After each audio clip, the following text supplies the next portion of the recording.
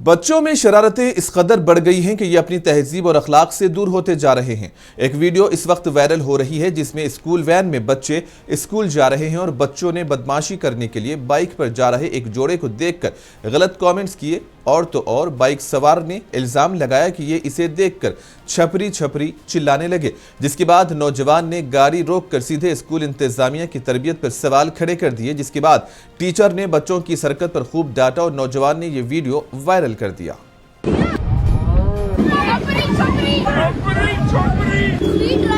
Ma'am, आप school में बच्चों को पढ़ाते हो, ये बदतमीजी कर रहा है बच्चा पीछे से, यही पढ़ाते हो? अंदर जाके थप्पड़ लगाओ एक यही वाला, इसके साथ वाला मैम, ये नॉनसेंस लैंग्वेज यूज कर रहे हैं। अच्छा, झूठ बोलता मुंह पे? ऐसे लैंग्वेज जोधामल से आप बिलोंग करते हो? बात करो इनके साथ, जो बताता हूँ सेट करता हूँ मैं।